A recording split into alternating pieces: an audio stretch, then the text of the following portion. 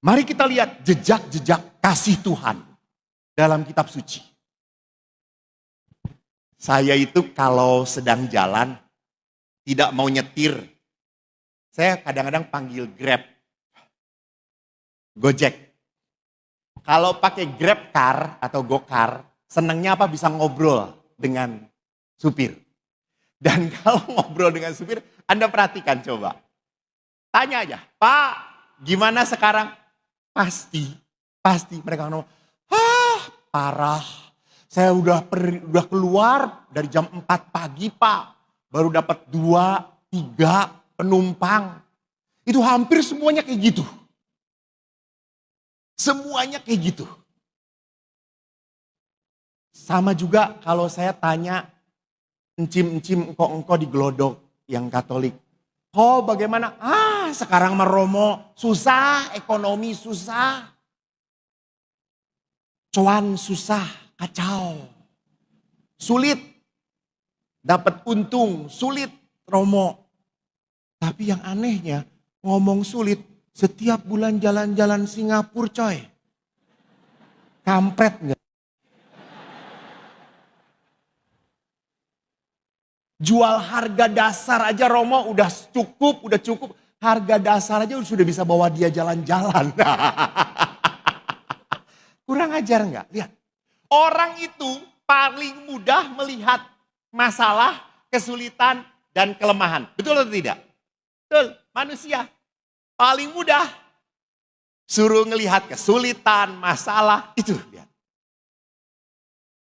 Pernah saya didatangin oleh encim-encim ke Pratista.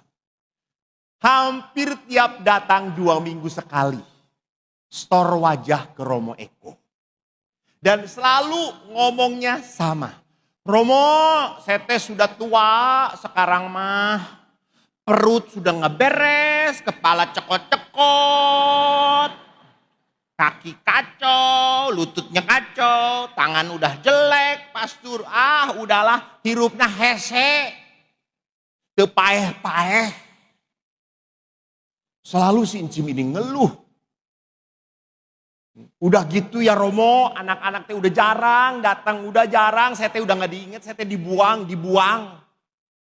Untuk apa saya hidup ya Romo? Saya cuma dengerin doang. 2 minggu datang lagi. Dan saya rekam sama ngomongnya. Lama-lama si Eko ini kan jengkel juga.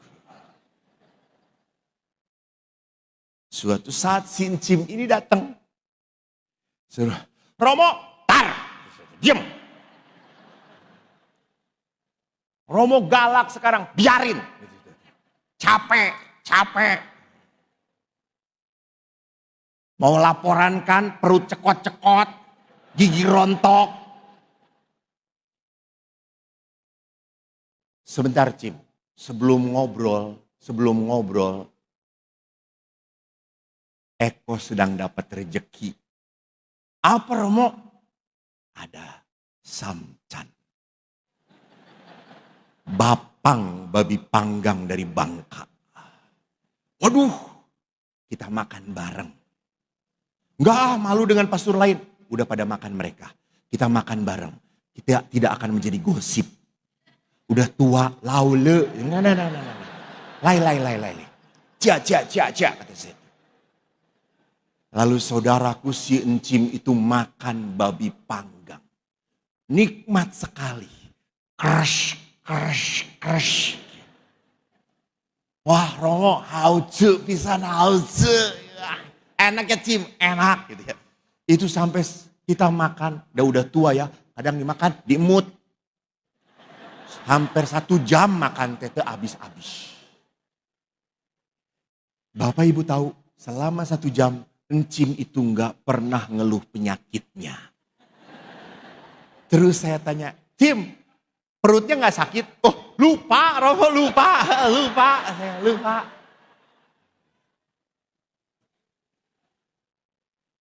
Bapak Ibu, apa yang saya mau katakan? Kalau manusia selalu melihat kelemahannya, sakitnya, masalahnya, makin lama makin sakit. Betul atau tidak? Selama kita melihat masalah, selama kita melihat penyakit, selama kita melihat kekurangan, kita tidak akan pernah bisa melihat berkat Tuhan.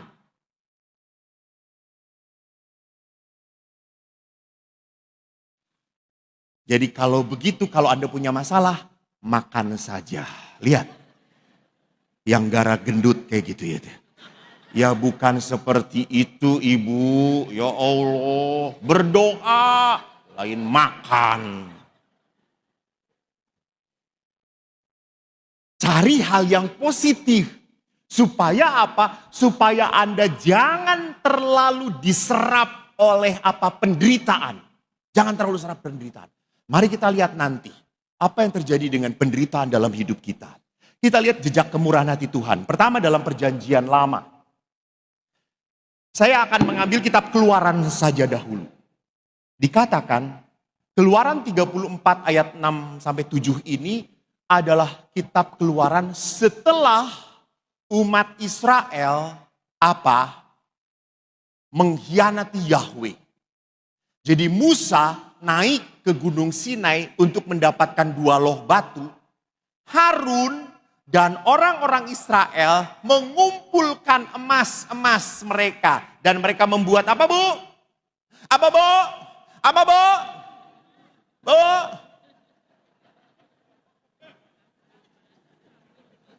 Hah? Kambing emas, babi emas. Anak lembu emas. Ya ilah. Babi aja yang dipikirin. Anak lembu emas. Dan mereka menyembah anak lembu emas itu. Musa turun marah. 2 batu itu dia buang pecah. Maka Musa naik ke atas lagi. Dia mohon maaf kepada Tuhan. Dan Tuhan berkata apa? Tuhan berkata, itu yang tadi katakan. Aku ini Tuhan Allah penyayang dan pengasih. Sabar, berlimpah kasih setia. Jadi Allah yang diperlihatkan di dalam perjanjian lama adalah Allah yang sabar, penyayang, pengasih. Tapi jangan sampai, tenang aja lah. Kan Allah kita sabar. Ada seorang anak berkata, Romo jadi Katolik mah enak. Kenapa enaknya? Kalau udah nyontek, pengakuan dosa. Terus nyontek lagi. Kan nanti diampuni lagi. Kurang ajar. Seringkali banyak manusia yang mempermainkan kebaikan Tuhan. Halo. Pak, Bu, hati-hati. Iya kalau punya waktu bertobat. Lah kalau tidak punya waktu bertobat. Bablas Anda. Iya kalau bisa balik lagi. Jadi Allah itu mengampuni bukan berarti ini kesempatan bagi saya untuk berdosa lagi. No. Saya ingat seorang bapak-bapak yang pernah minta didoakan saya. Karena serangan jantung. Bapak-bapak ini merokok. Dan syukur pada Allah waktu itu doa saya manjur. Bapak ini didoakan, biasanya bablas. Anehnya sembuh bapak itu. Seneng banget bapak itu. Sampai tidak harus di bypass. Cukup di ring. Dan setelah berapa bulan lagi, serangan lagi saudara-saudara. Bapak ini. Kata istrinya, dia mulai merokok lagi pastor. Dia mulai minum-minum lagi pastor. Tolong pastor doakan. Terus saya langsung, Tuhan, saya yakin kau jengkel Tuhan. Saya juga jengkel Tuhan. Udahlah, jangan beri kesempatan dia Tuhan. Hidup lagi. Si bapak itu, jangan gitu Romo, jangan gitu Romo. Maaf.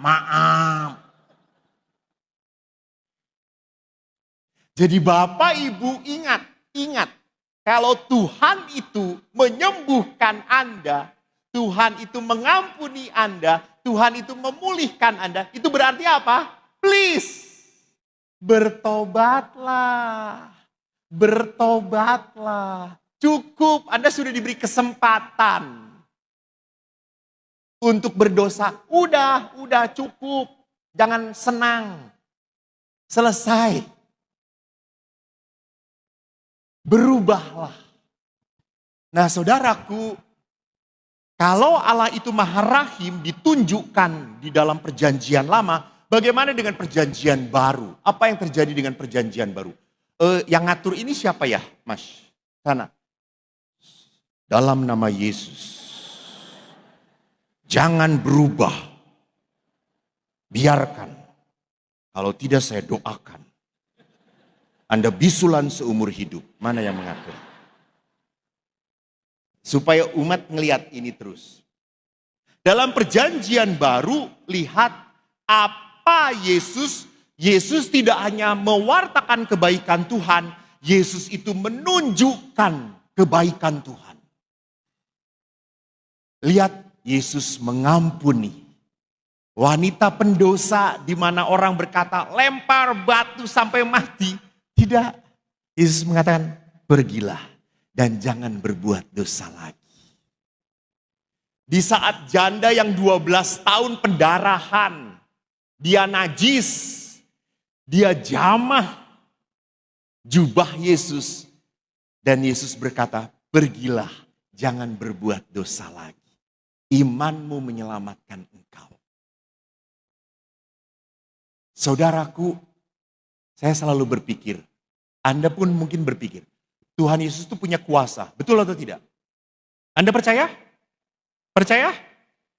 Bahwa Yesus itu bisa menyembuhkan, percaya? Benar. Jangan sambil tersenyum, serius. Anda percaya bahwa Yesus itu bisa membuat mujizat? Kenapa?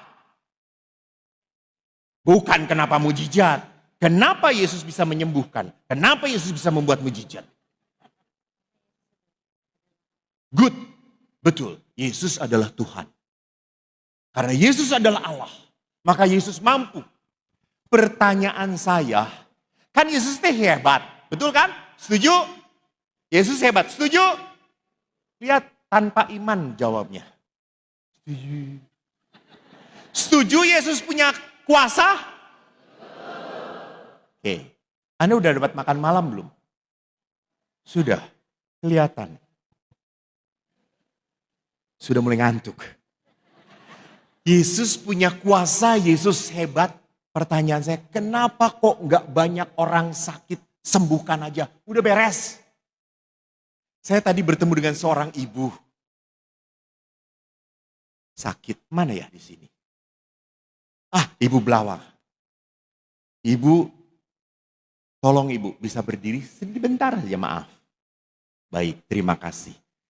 Saya yakin semua Bapak Ibu kalau melihat ibu ini kondisinya pasti sedih. Saya berkata, Tuhan, kenapa enggak kamu sembuhkan aja? Maaf ibu, sudah berapa tahun ibu? 2 tahun. Ibu rajin ke gereja? Bisa. Rajin. Lalu kenapa Tuhan tidak menyembuhkan? Padahal rajin, padahal sering berdoa. Ingat, Bapak Ibu, Allah Yesus tidak datang untuk mengangkat masalah kita. Allah datang untuk menguatkan kita. Allah tidak pernah datang mau membereskan masalah kita. Dan. Allah mau datang untuk apa? Menguatkan kita. Karena yang penting bagi Yesus apa? Manusia berdamai dengan Tuhan. Berdamai dengan Tuhan. Kenapa Yesus berkata, dosamu diampuni? Berdamai. Jadi yang paling hebat adalah apa? Orang menderita tapi tidak menyalahkan Tuhan. Ini orang beriman. Ini orang yang apa? Dikuasai oleh Allah. Maka di dalam kitab suci, Nabi Ayub begitu diangkat, dimuliakan. Kenapa oleh gereja? Karena Ayub berkata, apa Ayub berkata apa? Bagaimana Ayub berkata?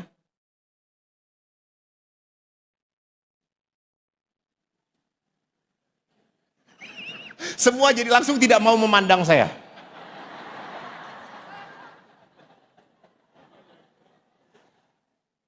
Dengan telanjang aku lahir ke dunia. Dengan telanjang pula aku akan kembali.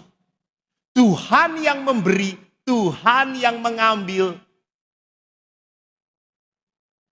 Lanjutkan. Tuhan yang memberi, Tuhan yang mengambil.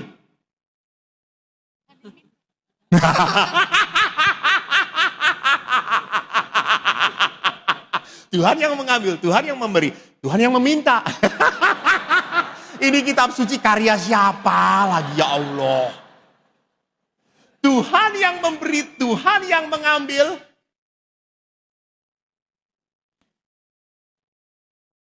Terpujilah nama Tuhan.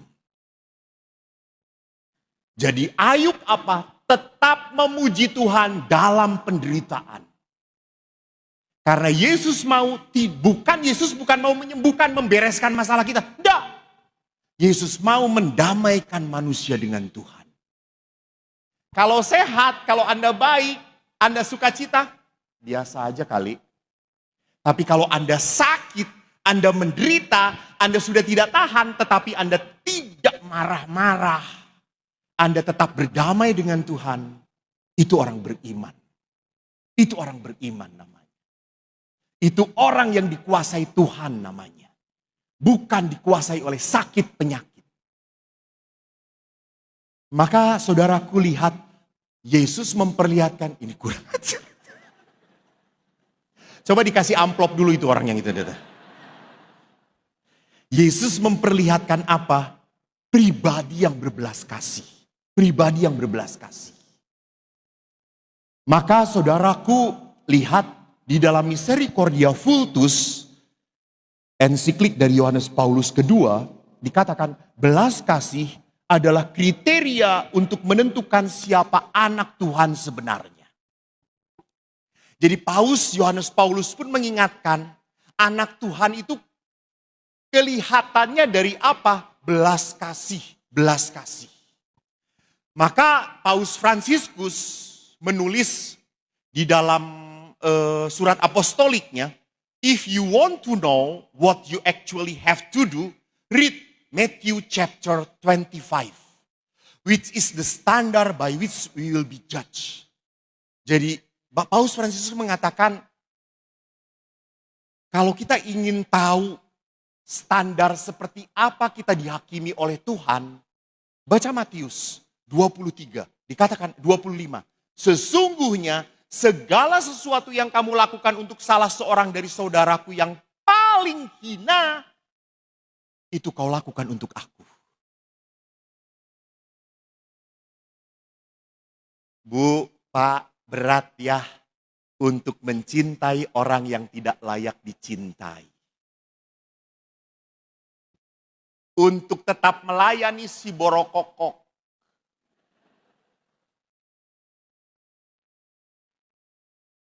Untuk Pak, berat. Untuk tetap bertahan mendengarkan istri Anda. Berat. Karena istri Anda satu hari konon katanya harus mengeluarkan peluru sebanyak 30.000 kata. Dan siapa sasarannya kalau bukan suami? Suaminya, Saya dengar cerita ada seorang bapak-bapak, kalau diomelin oleh istrinya, dia sedang main game. Terus istrinya datang, omel, dia langsung ganti ke YouTube-nya saya.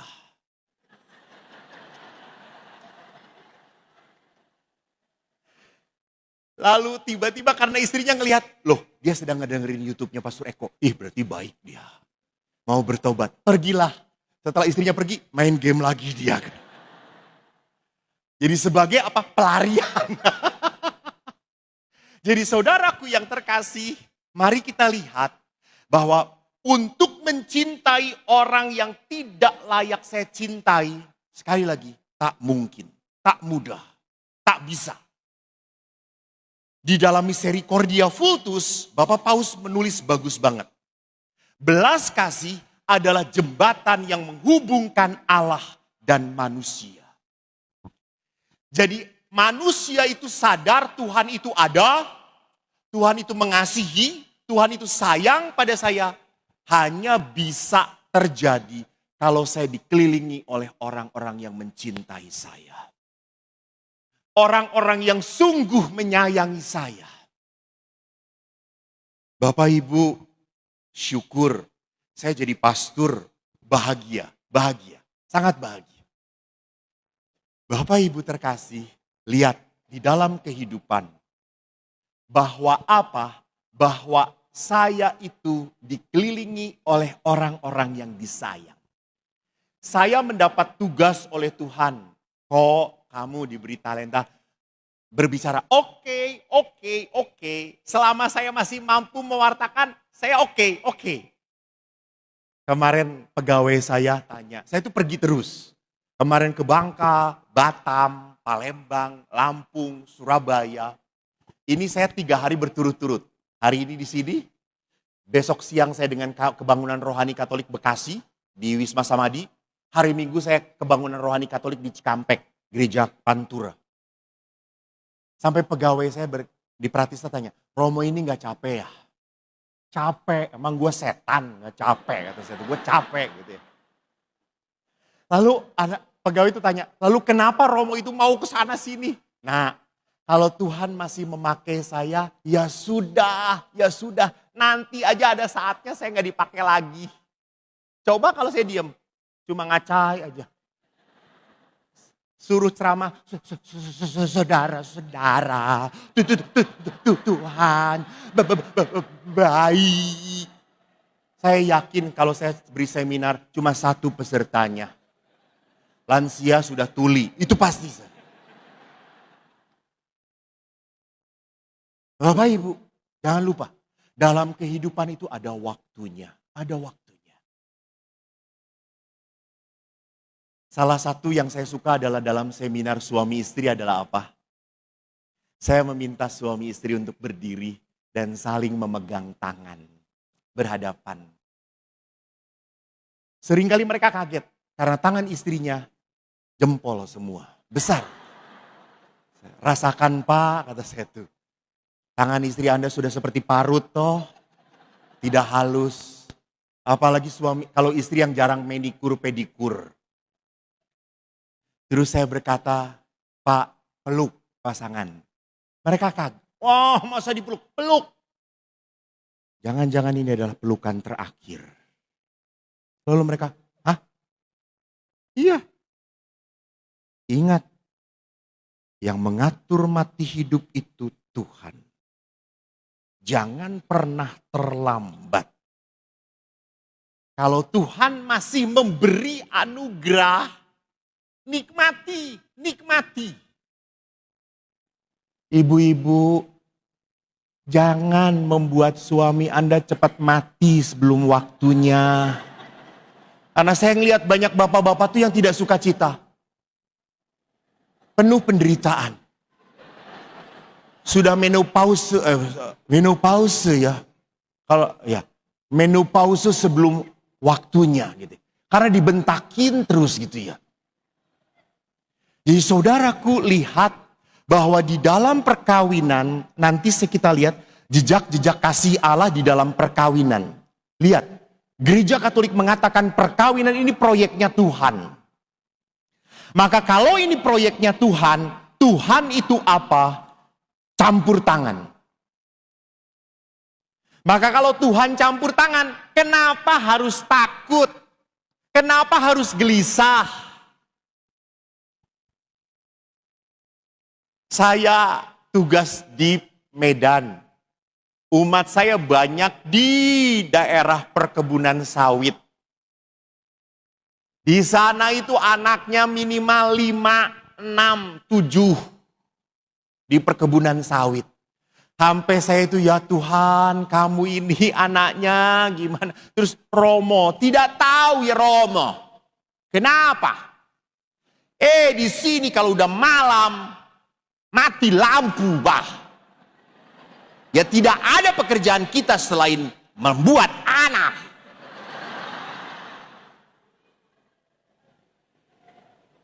Lalu saya tanya, Pak, tidak berpikir gimana cara mendidik anak nanti membesarkan. Romo, kita punya Tuhan Romo. Orang Jawa saja sudah percaya banyak anak, banyak rezeki Romo. Selalu aja. Si Togar ini bawa rezeki. Si Boru ini dapat rezeki. Lihat, percaya. Bahwa kalau Tuhan menghadirkan anak, selalu ada rezeki. Selalu ada berkat. Maka saya sedih dengan anak-anak muda sekarang. Maaf, kemarin saya seminar di Bangka. Banyak anak muda yang bertanya, Romo boleh nggak perjanjian pranikah? Jadi perjanjian pranikah Bapak Ibu tahu? Sebelum nikah itu mereka sudah membagi ini harta yang dibawa suami mana, yang dibawa istri mana. Jadi nanti takutnya kalau ada sesuatu, mereka jelas bawa apa-apanya. Kata saya tuh, kamu mau nikah aja penuh ragu-ragu. Jangan-jangan dia mengkhianatin, jangan-jangan dia tertarik pada perempuan lain, jangan-jangan dia nanti pergi melarikan diri. La ilah. Kalau kamu mau menikah penuh keraguan, ya jangan diteruskan. Melangkahlah bersama Tuhan. Bukan melangkah bersama ketakutanmu. Bukan melangkah bersama kegelisahan dan masalahmu. Betul kita punya masalah. Betul kita punya ketakutan. Betul kita punya kegelisahan. Betul.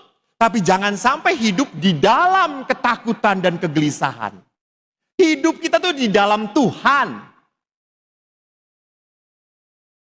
Bapak Ibu, saya pernah ditanya, Romo tuh jadi pastor digoda nggak? Saya nggak pernah merasa digoda. Syukur pada Allah tidak ada ibu-ibu yang ganjen datang kepada saya. Romo, pacarin kita dong. Kagak ada. Kagak. Memang wajah saya pas-pasan. Oke. Paling-paling ibu-ibu potret nempel segala-galanya. Ya sudah, saya berdoa, Salam Maria penuh rahmat Tuhan sertamu. Hanya engkau Maria yang membiarkan ada di dalam hatiku. Jangan Maria yang lain yang nempel-nempel ini. Gitu.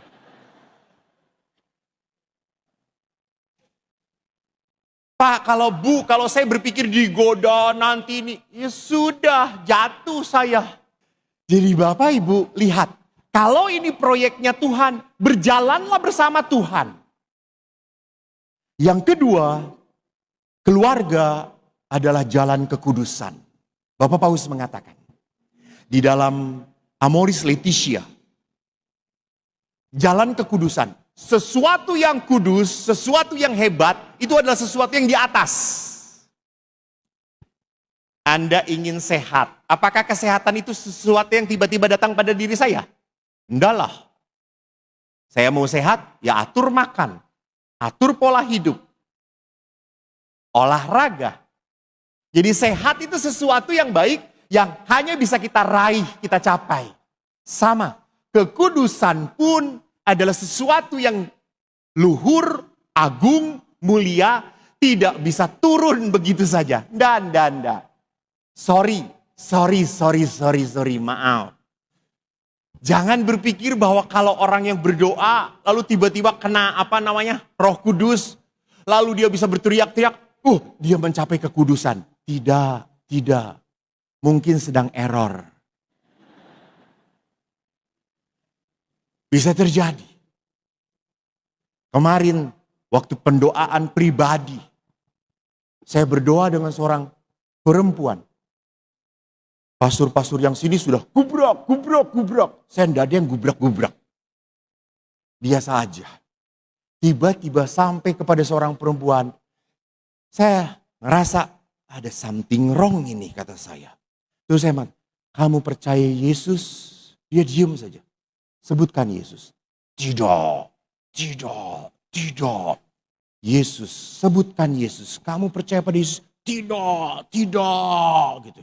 Lalu baru mau saya doakan, langsung teriak jatuh. Saya berpikir, kenapa? Ada apa? Jadi lihat di dalam kehidupan manusia, kalau Allah itu adalah kudus, maka kita tidak pernah bisa masuk ke dalam kekudusan Tuhan kalau kita di dalam kuasa dosa. Orang itu berat memanggil kata Yesus pada saat dia hidupnya tidak di dalam Yesus. Di luar Allah. Orang tidak bisa dekat pada Allah pada saat hidupnya tidak seperti yang Allah kehendaki. Yang ketiga, perkawinan adalah sakramen. Tanda kehadiran Allah. Tanda bahwa Allah nyata mencintai kita ya lewat pasangan kita. Ini sakramen. Maka saudaraku, mengapa hidup keluarga kok berat? Anugerah kok bisa menjadi musibah? Kenapa bisa terjadi? Dulu waktu pacaran semuanya saling merindukan. Semua begitu dekat. Tapi mengapa setelah menikah semua jadi masalah? Cara senyumnya juga jadi masalah. Cara jalannya juga memang jadi masalah. Ketawanya juga jadi masalah. Kenapa bisa sampai seperti itu? Karena waktu pacaran semua saling menyesuaikan dan waktu menikah semua saling menuntut. Istri menuntut suami supaya berubah. Suami menuntut istri supaya berubah. Dan apakah berubah? Tidak, malah jadi air bah. Menjadi musibah. Menjadi kacau. Kenapa bisa demikian? Karena di dalam perkawinan, lihat, kita terlalu high expectation. Terlalu tinggi ekspektasinya. Dan kita tidak siap. Waktu pacaran, ingat semuanya hanya promo. Iklan. Suami seolah-olah aku antar kemanapun. Superman dia. Setelah menikah, Superman dia. Waktu pacaran semua diambil alih oleh suami. Waktu pacaran istri pun tampil mengagumkan. Lihat aja waktu pacaran Anda selalu bersolek. Pokoknya harus kelihatan cantik. Mempesona. Membahana. Pakailah air bulu mata extension. Gitu. Saya suka aneh kalau perkawinan itu ngelihat perempuan itu. Ya Tuhanku Yesus, semua ditempelkan. Mungkin kalau ada iklan juga nempel semua di sini-sini gitu ya. Kalau udah sungkem, saya suka lihat. Matanya sudah merem kok bulu matanya masih naik, kata saya itu. Saya perhatikan, oh copot, kata saya itu.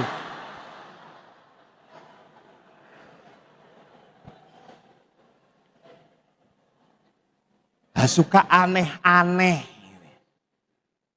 Sudah tua, ibu-ibu ke Korea, ditariklah ke sini gitu.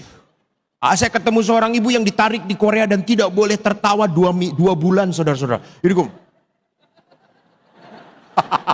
saya ngomong, kok jadi kuntilanak, kata saya itu, ya Allah gitu ya.